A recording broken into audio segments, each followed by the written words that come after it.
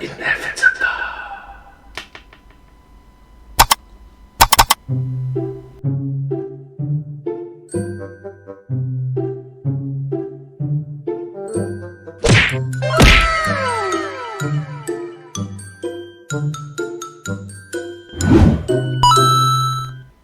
Hi everyone, let's start.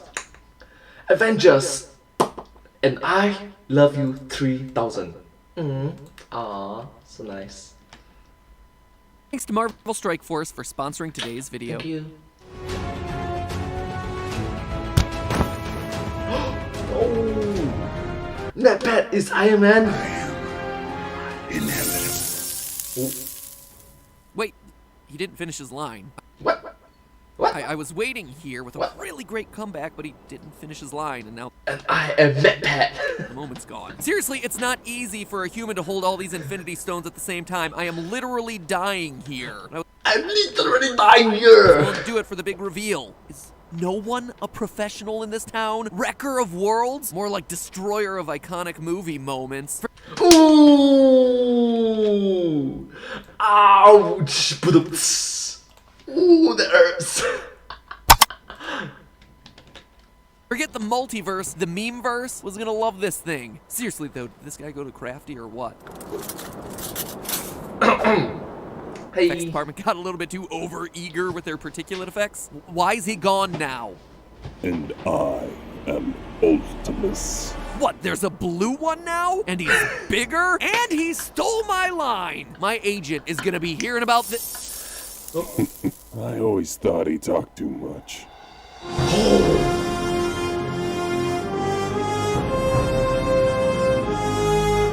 Oh my god, they're using reference of the Marvel games.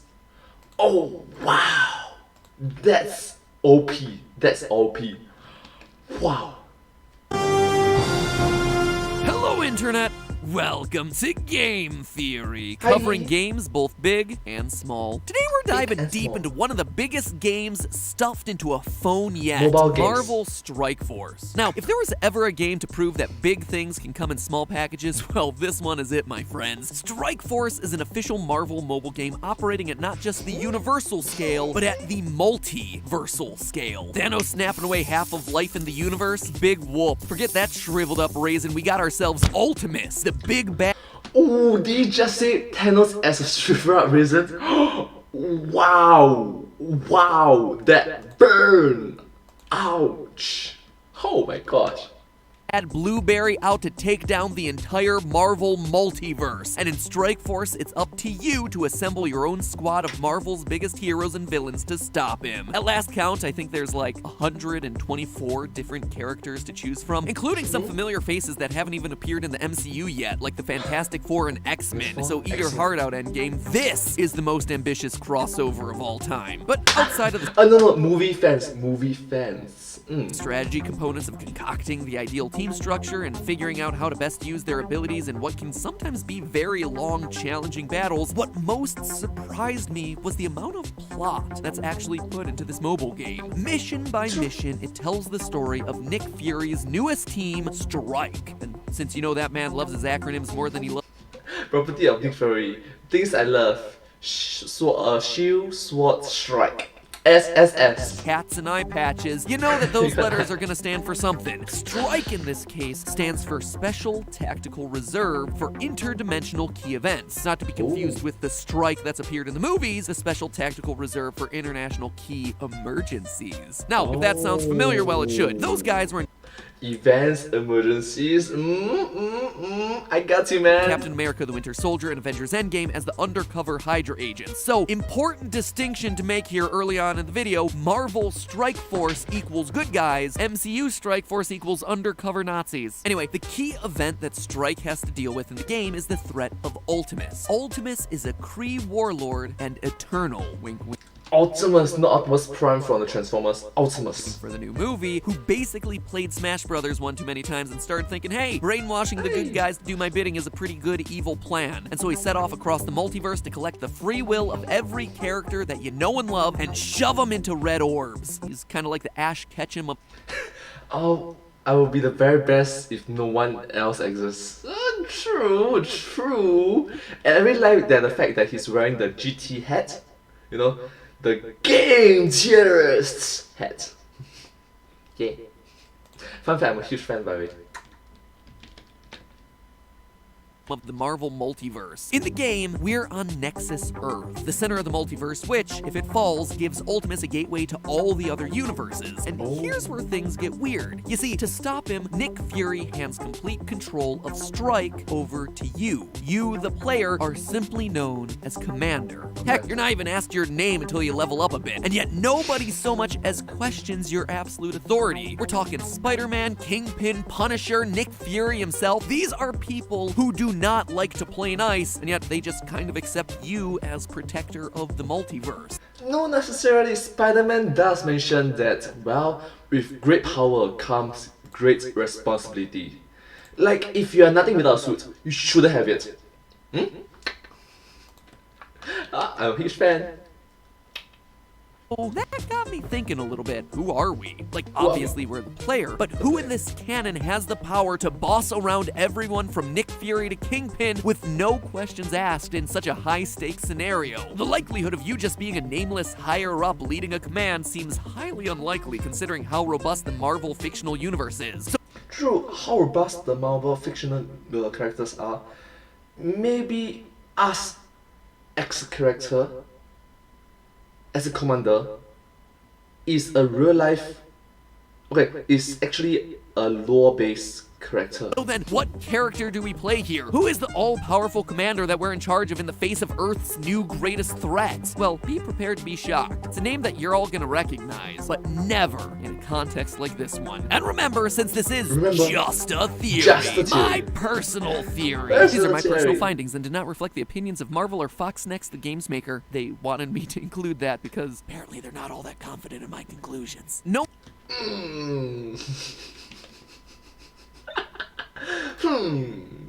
Are you doubting me?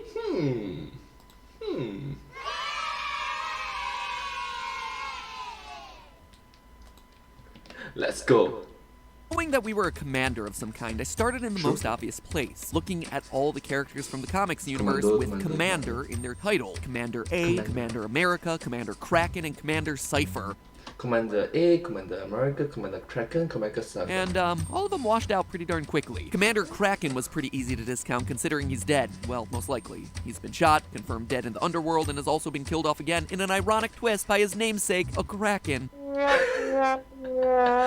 Which honestly is too bad because this guy is a pirate with a rocket peg leg and a laser cutlass. Regardless, any way you slice it, this guy is just not going to be commanding a whole lot of respect from Earth's greatest heroes and villains. Plus, he isn't quite fit for space. He is purely a seaman first and foremost. Our second True, a seaman, not a spaceman. candidate, Commander Cypher, only appeared in 4 comics as part of the limited Sabretooth and Mystique series. She's a key leader of AIM, an organization of scientists dedicated to overthrow of governments by technological means, which didn't seem like the type to join up with Nick Fury's cause here.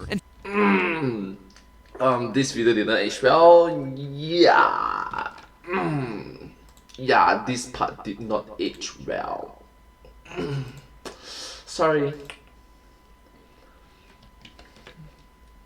sure enough, she isn't. No other AIM members are a part of Marvel's Strike Force, or at least not yet, which means that Commander Cypher also is striking out. Bachelors number 3 and 4 actually introduce some interesting possibilities. The first, Commander A. Real name Kyoshi Morales, he's a Captain America who comes from the 25th century and exclusively appears in the Captain America Corps comics with his signature plasma throwing shields. Meanwhile, we had ourselves Commander America, yet another limited run comic character who's yet another descendant of the Cap that we all know and love. He's a bit closer to the present time, operating in the 22nd century. So there's the 21st century, there's 22nd century, and 25th century.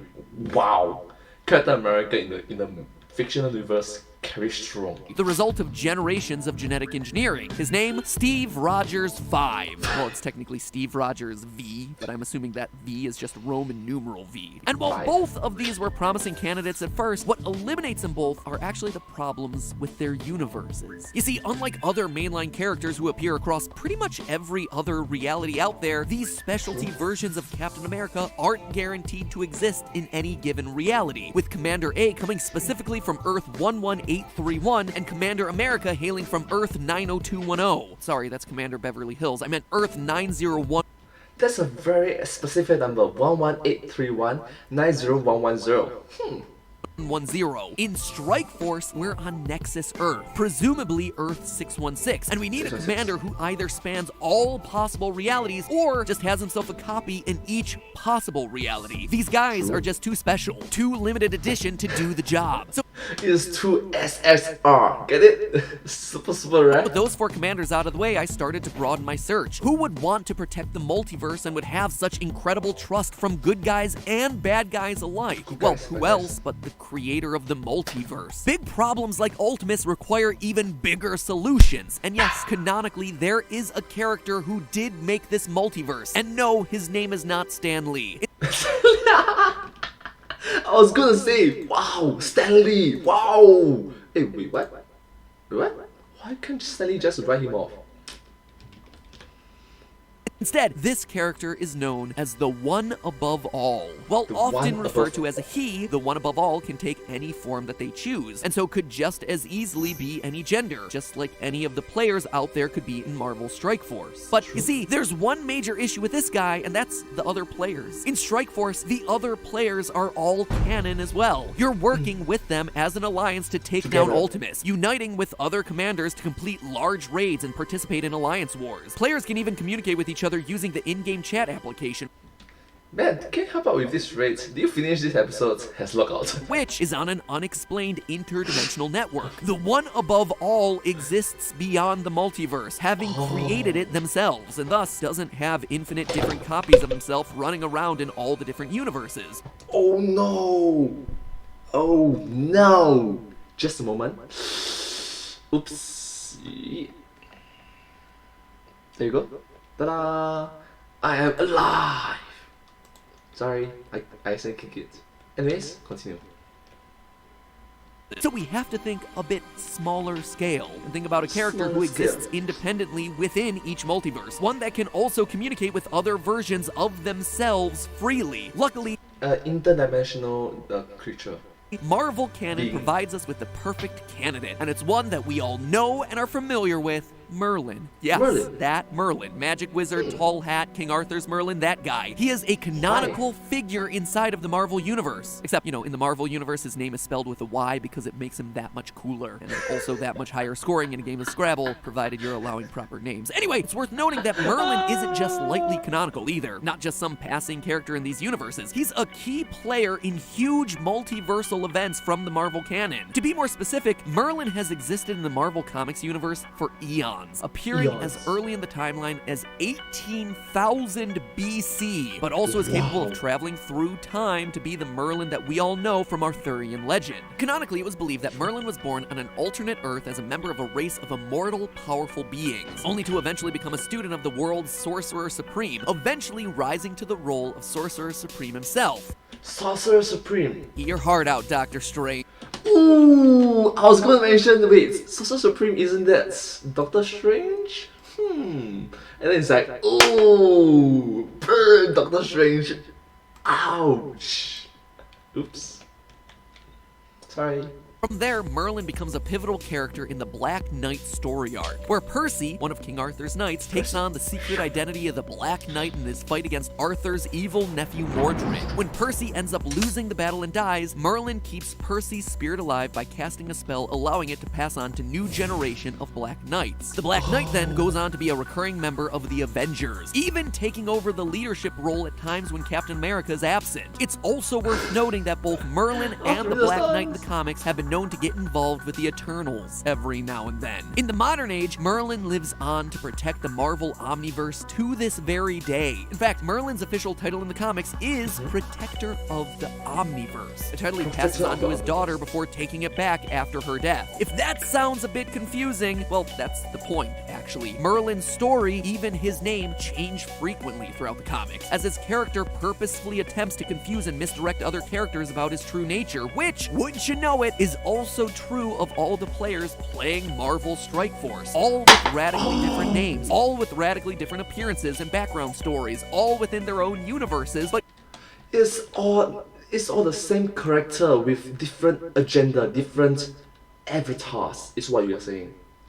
Interesting. communicating with each other. Also importantly, unlike the one above all, there are canonically multiple Merlins in different universes. Exactly what we need for a game that has itself a multiverse of commanders across its player base. And not only that, these infinite Merlins in their stories have been known to form a gestalt, allowing them to freely communicate with each other in order to solve multiversal threats. Wait, what's a gestalt? Sounds kind of like hundreds of players using an unexplained multi-universal communication system to unite against the big blue baddie himself of Ultimis. Most important to the core of the The purple guy, the blue guy. Strike Force experience, though, is Merlin's ability to travel through time. Merlin is described as being able to travel through time forwards, backwards, and sideways. It's a very interesting description of traveling through time, but one that actually makes sense in the context of Strike Force. You see, in Strike Force, a few different campaigns play out simultaneously. The primary Heroes Assemble campaign starts just before the Villains United campaign, but it's clear that they're not totally in sync with one another.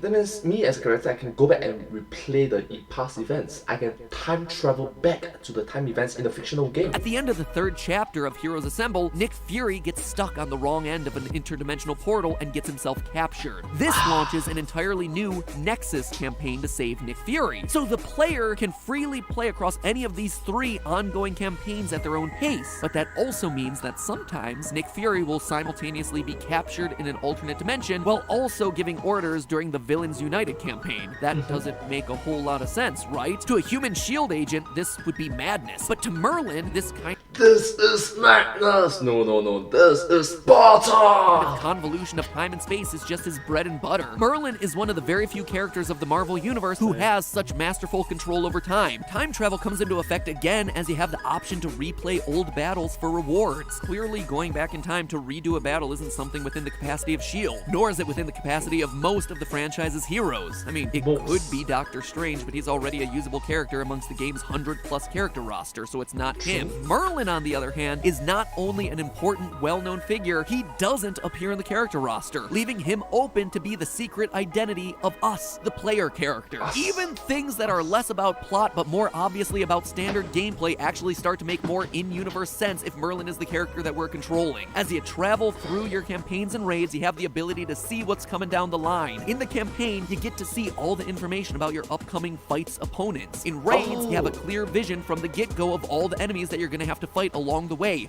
It's because you have already been through these events, even though you have not been through the events. It's time paradox. Oh gosh. Oh, my brain hurts just thinking about it. Oh, my brain hurts. Alright, so, anyways, let's continue.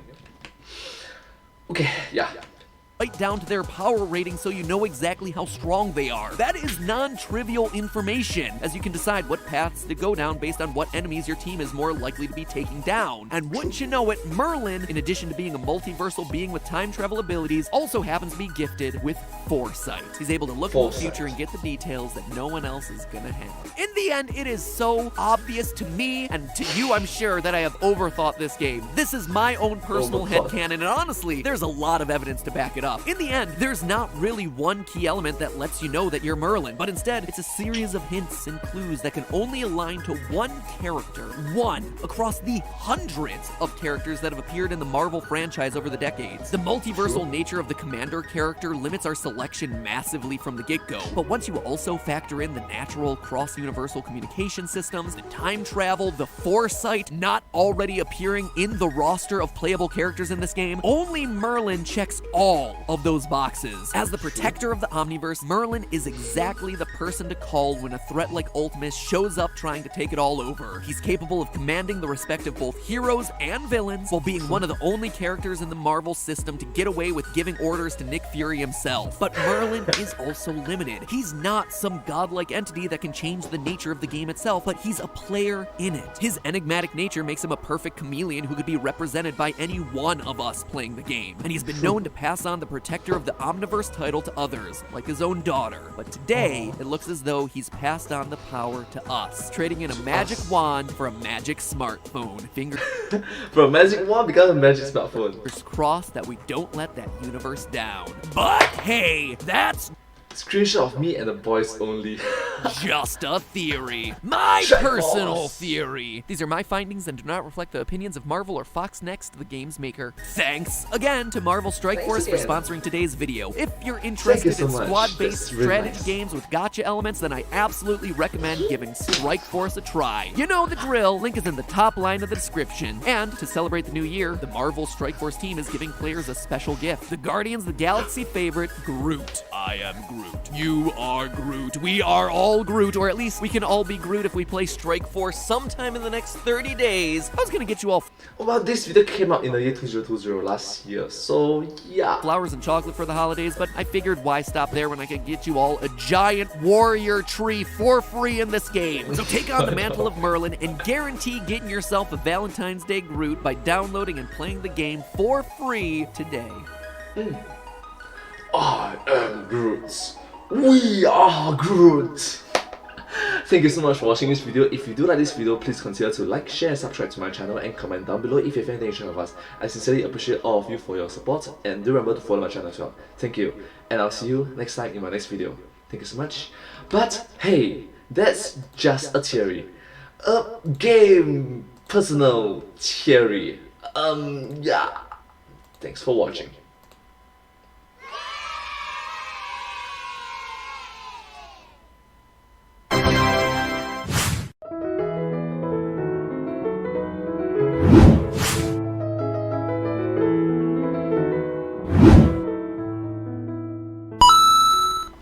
Thank you so much for watching this video. This video came from the YouTube channel of the Game Theorist from the year 2020, which is last year. I sincerely appreciate that. If you do like this video, please consider to watch more of their videos. Their videos are extremely awesome and just entertaining to watch with a like twist of education as well. Thank you so much, and I'll see you in my next video. By the way, I'm a huge fan. Thank you.